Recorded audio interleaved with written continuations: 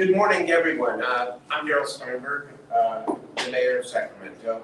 I'm very pleased today to be joined by Michelle Dozier, who's the executive director of the Sacramento Housing and Redevelopment Agency, who has been our leader here with Project Homekey and HAP funding to help make this happen. Thank you for being here. And Stephen Doss, who is the exact title, Vice President of Real Estate for Emergency Housing. Is that what it is? For the Sacramento region. Also a leader when it comes to addressing our homeless crisis. So we are here this morning to send a message, and it is a message that, by the way, is being replicated throughout all of the major cities throughout California. And before I say what the message is, I want to acknowledge and thank Governor Newsom and the legislature for their consistent support of cities, and our city specifically, in ensuring that projects like this get built and that we're able to bring more people indoors, ending their homelessness.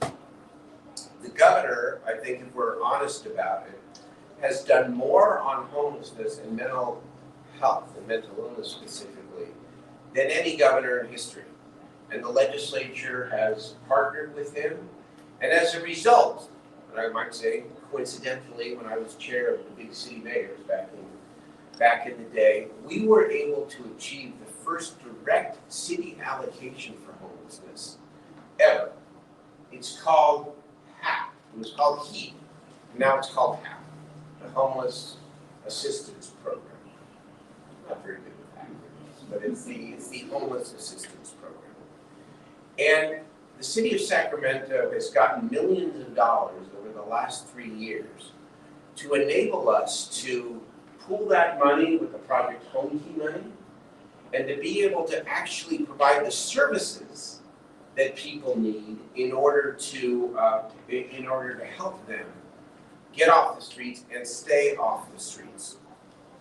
And so we're grateful for those millions of dollars. And in fact, at this project here, the Mancha project, the HAP is providing $2 million worth of services to be spread over a number of years that allow the rent to be paid and that provide the resources for everything that the people who are living here may need in order to regain their lives. Here's the problem. Everything that we have received over these last several years have been one-time in nature.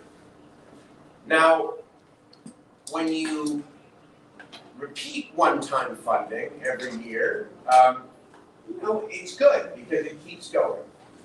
But at some point, we are very worried as a city, and all of the major cities in California are concerned about what we call the looming fiscal cliff. How are we going to continue to provide the services, not only here, but at our numerous other projects throughout Sacramento, if HAP does not continue to be funded? And so the legislature is beginning its budget deliberations. The May revision will come out in a few weeks, and then there will be 6 weeks of intensive budget negotiations. And so our message is this: please extend the Homeless Assistance Program and the direct allocation to cities, not just for another year, but for as many years as possible. Specifically, the mayors of California's 13 largest cities are asking the governor and the legislature to approve $1 billion annually for fiscal years 23-24, 24-25, and 25-26 to go directly to cities as a continuation of the funding we are relying on to run these programs. You've come through with us, you've come through for us over these last several years. We're asking you to come through for us once again. because we will do our part. Be accountable for the money, show you how we're spending it, show the number of people we're getting off the streets as a result. But we need you to continue investing directly in projects like this and in all that it is going to take to make a demonstrable difference for the thousands of people on the streets and a visible difference for our communities who also want to see relief. Last comment. What we're doing is really, really important, but we all recognize that it is not enough.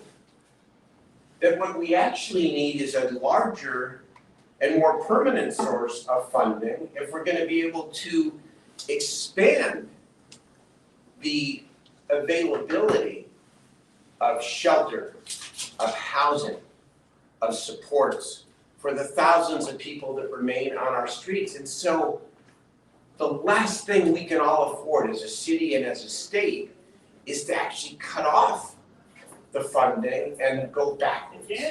We want to go forward. And I believe that we can if we continue this partnership that has been so powerful. Let me turn it over to Michelle Dozier, and thank you again for helping make this happen. Thank you, Mayor.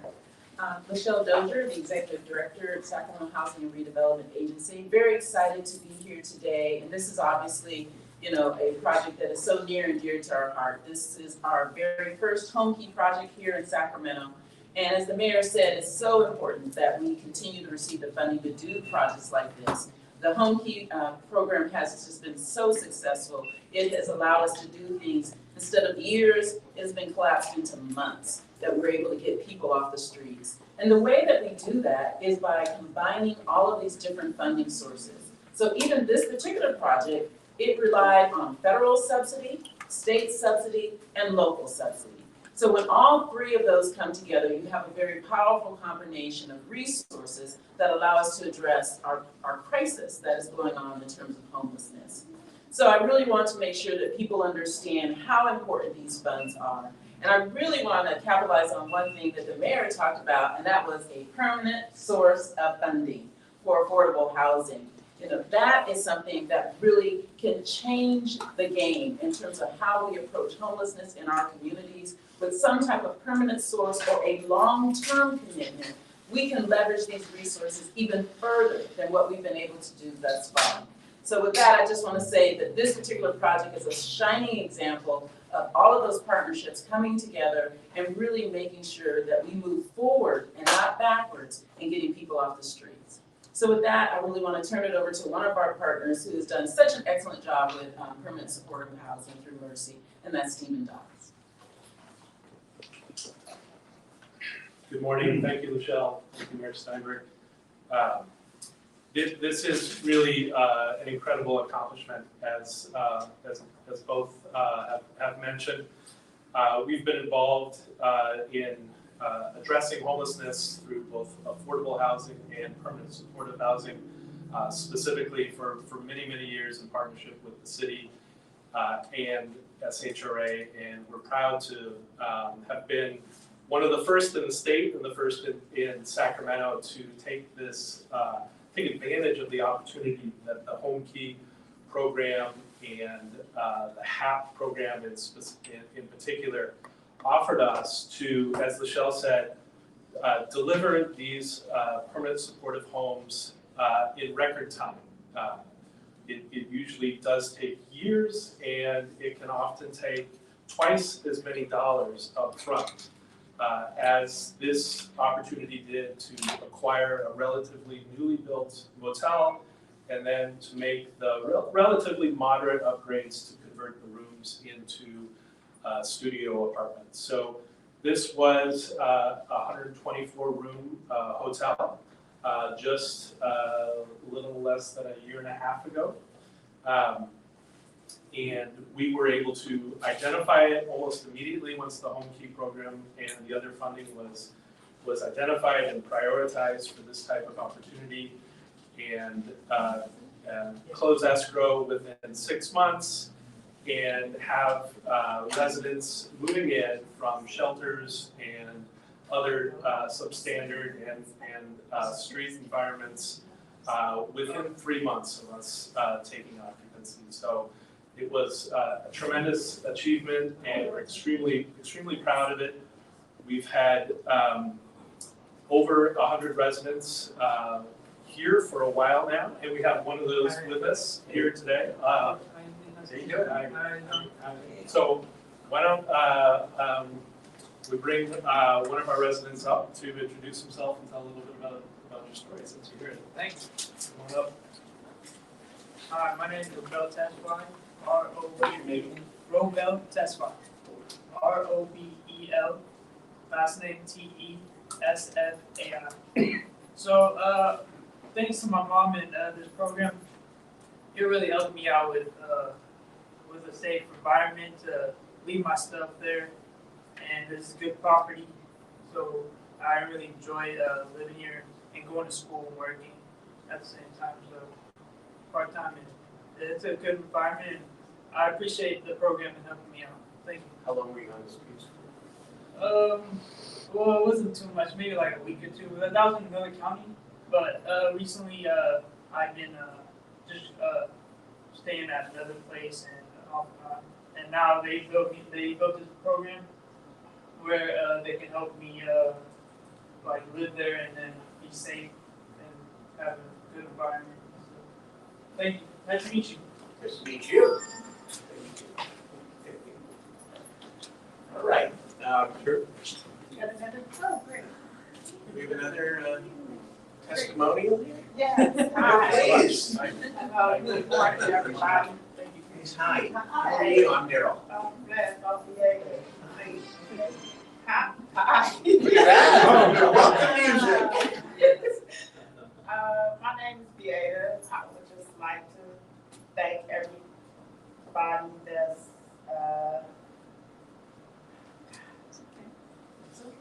Just take your time. representing. I don't know if that's the right word. That's the right word. This organization that we in, because I was homeless as well. I came from Los Angeles County, from sleeping in the park for over a year. And I just want to thank you, because you guys gave me an opportunity when I was losing hope. I didn't have hope in myself or nothing in nobody. And oh my God, you guys gave me a place to take a bath, to cook, to eat. And I said I wasn't going to just lay on my back and keep wasting my life and wasting time.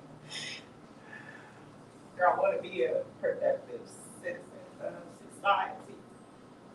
And you guys gave me that opportunity. Thank you. And since I've been here February, May year, and I've got my driver's license. Thanks to all the beautiful staff. Oh my God, that's my family. And I got my driver's license. I got a job. I have a car. I'm blessed. And I couldn't get it without your tools. Everybody said to thank myself. No, I did the work, but honestly, I couldn't get it without the tools. I needed some help. And you guys provided it, not just for me, but for this whole entire building. I'm so thankful. Thank you. Thank you. Thank you. Thank you Thank for, you for sharing your story. it really means a lot for you to share your story. Thank you. Because when you share your story, you give hope to so many other people Yes. that that it doesn't have to be the way that it is. Absolutely.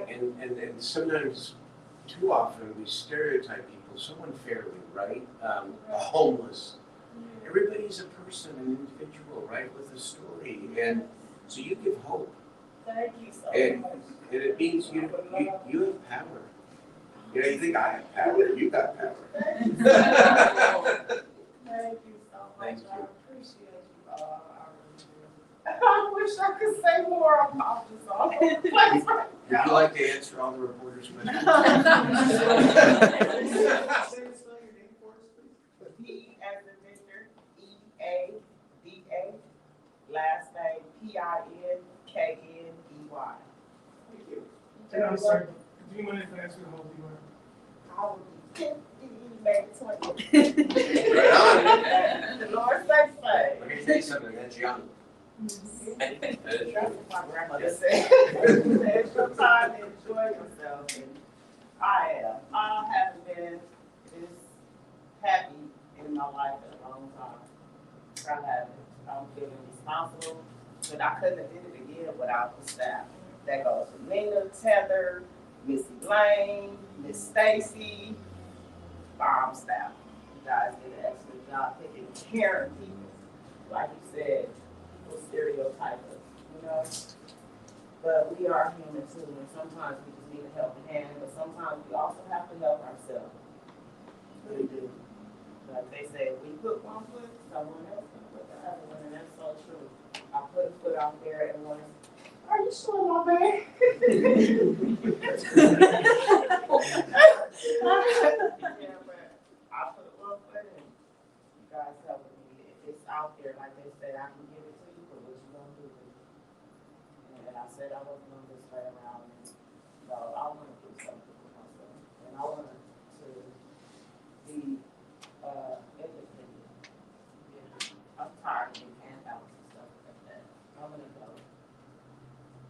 Thank you. Okay, so anybody, if you have any questions, We have any ask now, and questions? then we're gonna go on a little tour. Okay. Currently, if we don't get more state funding, how long is this and the other Homekey funded for? Go ahead. So one of the things that we do at SHRA is when we approach a Homekey project, that's why we do layer all of those different funding sources so that it has that long-term sustainability. So this particular project is one that we won't be able to do as much enhanced services in terms of the money that comes from the HAP resources, but the actual building, though, this is permanent supportive housing that is not Okay, and the other Homekey locations? the same. The same, Yes, but if we want to continue, because we have exhausted all of the resources that were allocated to Sacramento for Homekey.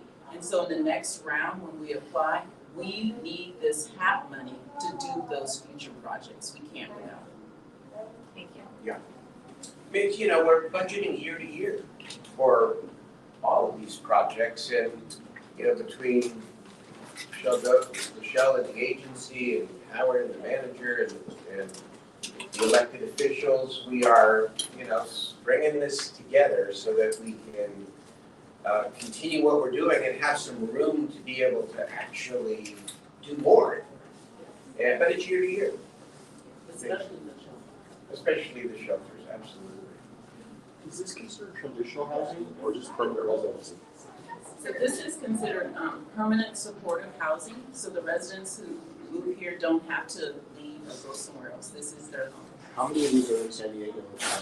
In San Or, Diego. sorry, Sacramento. So we have 3. This is our first one, and then we have another one in North Natomas. And then our third one is actually downtown, Central Sacramento. How many are you guys looking to add by any chance? The mayor wants me to add as many as I can. Well, I mean, so let's put this into some context. The city just agreed to put a measure on the ballot in November. Controversial. I voted for it because it's consistent with what I've been advocating for the last 3 years. Government actually should be accountable to building more capacity. We should be required to do it. And we are obligating ourselves, a lot of detail here, to getting to 60% capacity based upon the 2022 point in time count. Now, the details matter, because some of that could be safe ground, some could be shelter, but really, the goal is housing. It's housing people. And so our goal, and not just our goal, it may be our legal requirement as this discussion evolves, will be to actually do more of this. And in order to do more of it, we're going to need more state and federal resources and county resources. Because in fairness to the city, and you know, I'm driven harder than anybody here when it comes to pushing the city to take on a greater role. But cities are traditionally not homeless service providers. We don't do mental health. We don't do substance abuse services. HAP has sort of been an exception. We want it to be no longer an exception. We want it to be permanent. But it is unique because cities now are taking on a new and different role. But we also acknowledge that cities cannot do this alone. It is going to require the kind of partnership that we're describing today, including the continued partnership with the state of California, to be able to not only keep this, but to be able to get as close to that 60% number, which is 6,000, arguably, 6,000 beds. And that's exactly where we need to go. Anybody else? Thanks, everyone. Okay, thank you. Maybe we should do it in 2 waves. It's just a lot of people.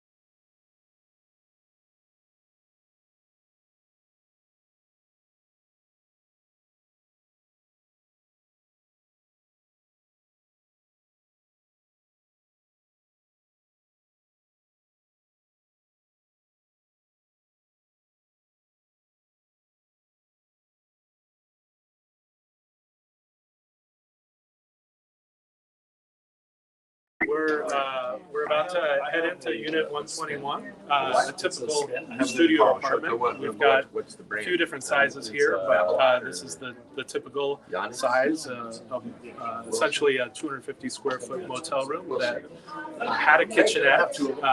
We had to upgrade it for a few standards for ADA and other long-term needs, and so we can go on in and see the tidy apartment.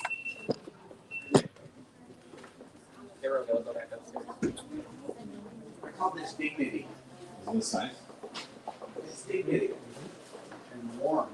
And warm. Yeah. Comfortable in the summertime? Yeah. Beautiful. Sure is. Works well for an individual. Everybody's been very happy with it. We've inherited some of the furniture, which has worked well, and we've supplemented with a few other things. But our great staff work with each resident to meet their basic needs when they come in, make sure they have what they need to start to cook their own meals and field trips to the grocery store, which is, several options nearby. And so people have found this, to be a very comfortable home. And you guys are wonderful neighbors for the rest of our district. Building on from the business perspective, right? Absolutely. That this is It's exactly an what we asset. want to see more. It's an absolute asset to our district. We couldn't be happier to have you here with us. There's always a fear of the unknown in our community.